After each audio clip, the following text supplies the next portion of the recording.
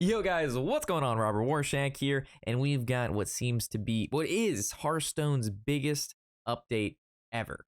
New class confirmed. Yesterday's Polygon leak was not just a leak. We made a video on it. We went in great detail on the Demon Hunter. If you're interested in that, I'll put that link in the description below. I don't want to go over all of the Demon Hunter cards again because we've already done that, but I will say with the Demon Hunter, it's going to be available for everyone. They did say that it's going to be free. You basically just go through a prologue. You'll get the Demon Hunter deck, you'll get all the Demon Hunter basic cards absolutely free, and that class will be added to your collection. Then every expansion that comes out this year, 15 more Demon Hunter cards will be added. But if you're looking for what those cards are that they've had released so far and all that, that's going to be in the other video. I don't want to really go over information twice. So looking at what they talked about today that wasn't the Demon Hunter is going to be new cards. So we've got new prime cards with this new expansion, and basically when the card dies, it gets reshuffled back into your deck, and then when you draw it, it actually is significantly stronger than where it was. So for example, we have the Warrior Legendary, which is a 4-mana 4/4 rush, which is pretty solid in itself. Death Rattle, shuffle the prime into your deck. Then when you draw the prime, this big ass daddy is an 8-mana 10/10 rush. Whenever this attacks and kills a minion, gain 10 armor. So as you can see, this is like super significant. Like this is a this is something huge, and this is, as a control warrior player, I'm loving this shit. This is good shit. So each class is going to have its primes. They actually went over quite a few of them, and that's going to be in our card review. So this is going to be on the update side of things because they have a ton of new updates. Looking at people in Battlegrounds, they're releasing a Battlegrounds pass. You can buy it with gold and or money. From this, you'll be able to play new heroes earlier than when they normally release. You also get 4 arena packs, and on top of that, you get access to some more stats, visual emotes, and all that good stuff. So it seems like if you do play the Battlegrounds, you can spend your gold and you can actually get some cool new stuff with that. Most games now have some sort of pass system.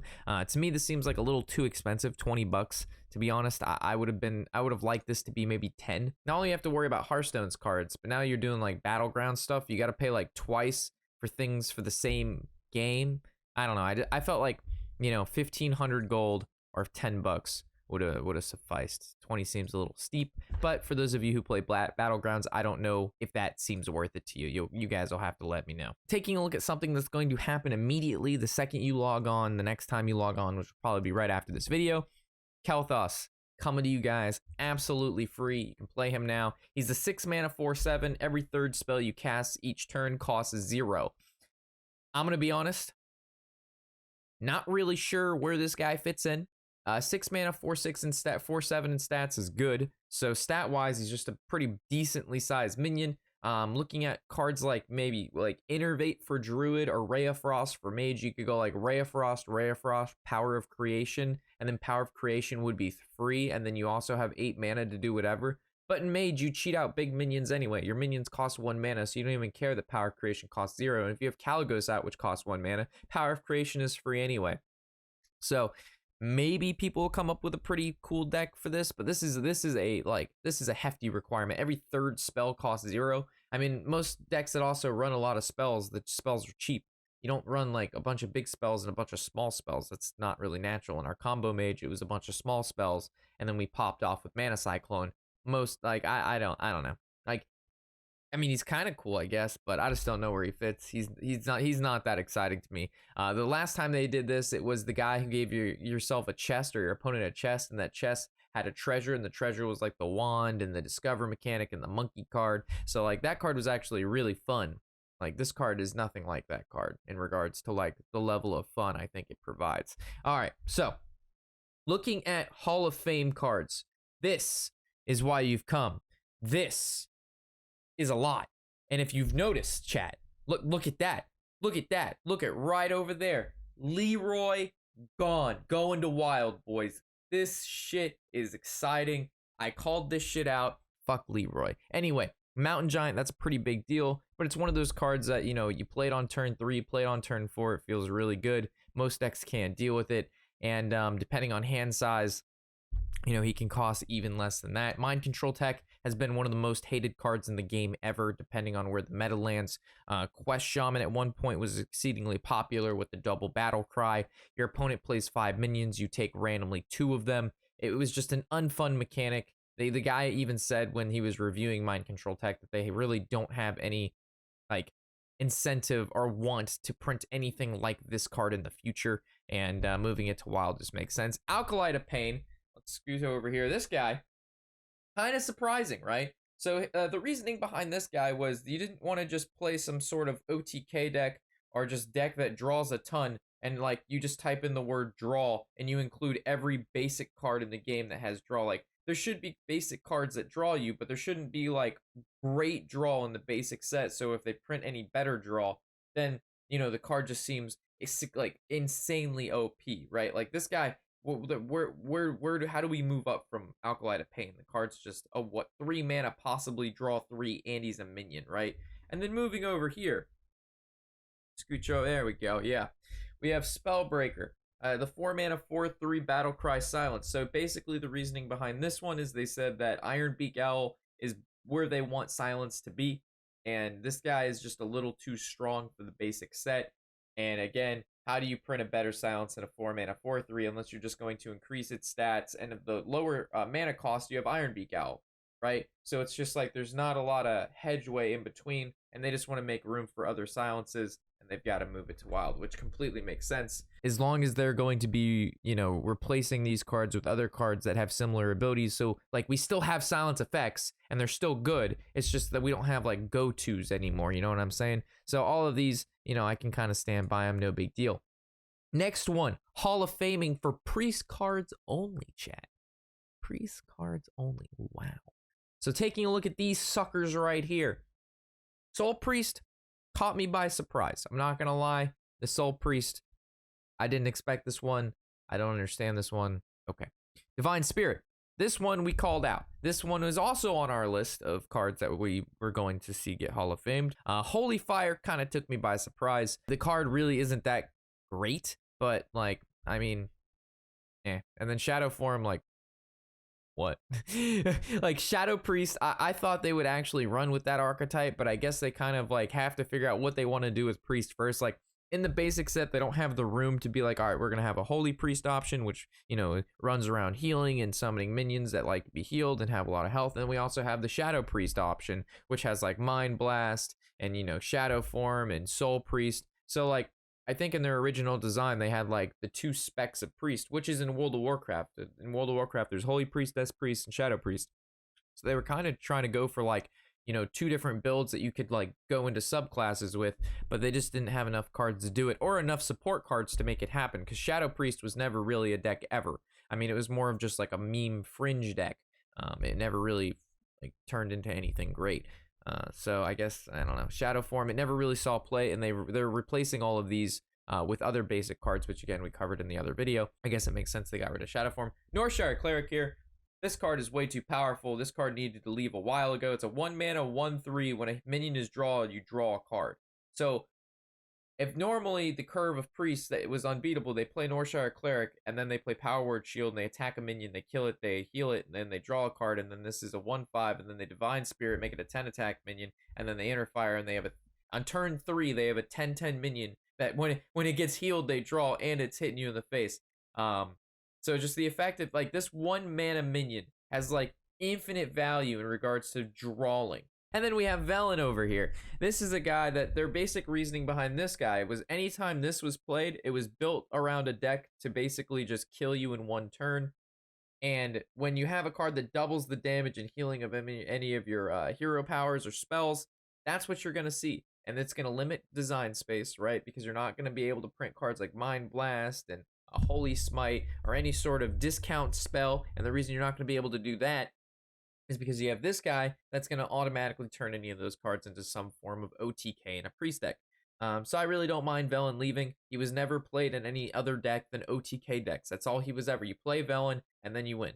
Like there was no, the Velen didn't come out and you're like, yeah, I can use my hero power to heal for 4. No, that never happened. You saw this guy and you died. So Velen leaving and being replaced with more of a control-esque Priest card that will actually fit into Control Priest makes a lot of sense for me. Heading into my, like, this is the most exciting right here. We're going to cover this is exciting shit. So this is the new ranking system.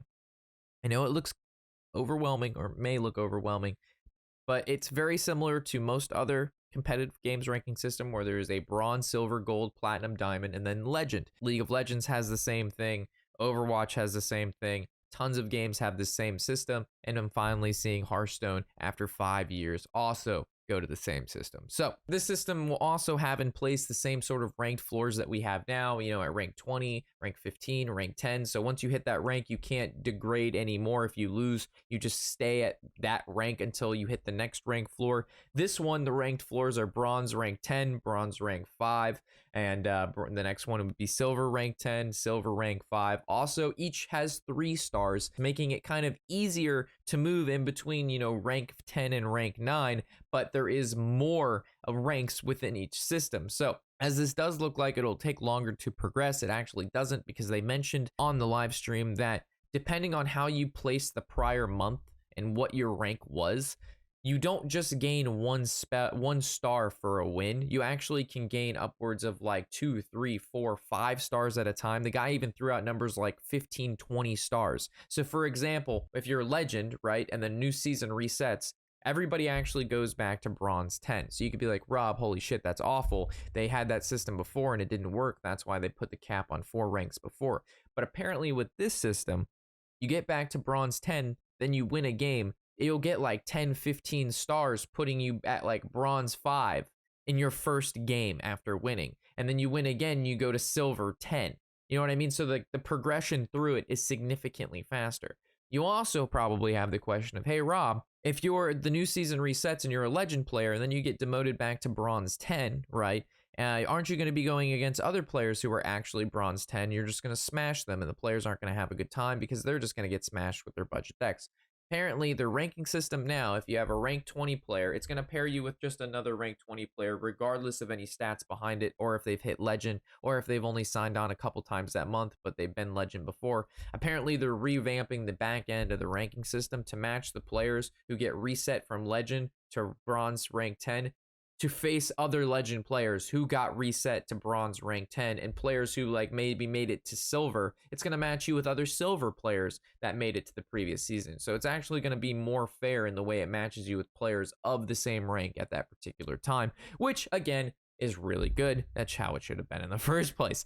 And then for you more competitive players, going a little step further, well, if I play against other legend players, my win rate's going to be 50% and I'm not going to be able to climb, and then therefore, this system sucks. Well, apparently, like I mentioned before, for winning, you get more star. Losing, you only apparently lose a star. Winning, if you play against another legend player and you're a legend the season prior and you're rank, 10 or bronze 10, your winning is going to get you 10, 15 stars. Losing, you lose 1.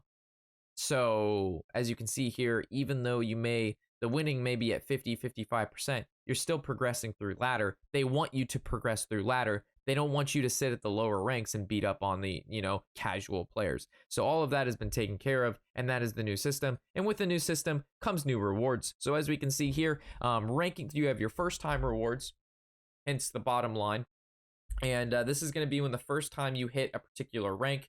This is going to be fresh. So even players who are legend, whoever, like if you're rank 5 or legend now, these rewards will occur even though we've been there before because this is a new system. So as we can see, we have our first time rewards, which I think is cool. And then we have our end of the season rewards, which are changing from the end of the season rewards now, where we open up the chest and we get like some random shit. So a little snippet here. I wanted to make sure I got the information right. So at the end of the season rewards, all of these actually stack. It's not once you hit one, the other one that you've previously gotten goes away and the max you could possibly get for legend is 1 pack.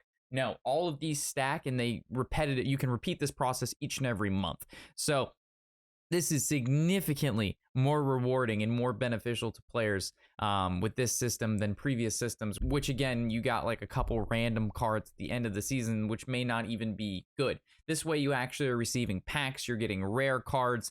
This is just so much better, actually rewarding the players for playing the game, hitting new ranked benchmarks, and then giving them like stackable rewards. So there's a reason to keep progressing. I mean, this is fantastic, and I wanted to make sure I got this information right. So sorry for the snippet. All right, and then heading to a timeline. Let's move to it, boys. This is all happening very, very, very quickly. So our first thing that's going to happen is the pre-purchase. Obviously, they want to get you those packs into your, your Hearthstone client. They need to get some of that money. So you can pre-order immediately and start racking up those packs. The Priest update in Hall of Fame is occurring March 26th. So just next week, we're seeing the Hall of Fame changes. We're seeing the Priest rework. Good, exciting stuff. Then we have the ranked play overhaul, which is occurring at the first of the month. So that makes sense. The first of the month, the season resets. Everybody goes to the new ranking system, and we start fresh for that month. So this is super exciting. Next month is going to be hype again. Happening very, very soon. Like this is within the next 1-2 weeks, guys. We have the Demon Hunter prologue, literally April 2nd, the day after the new season resets. So not only do we get a new ranking system at the beginning, we get to lose a bunch of games with Demon Hunter on the second day of the season to test out how low we can go in the new ranked floor. And remember, the Demon Hunter prologue is going to be free. Every player, as long as you go through it, should be able to get the new cards and get to play with the new Demon Hunter class. And then last but not least, we have the expansion April 7th. Super exciting.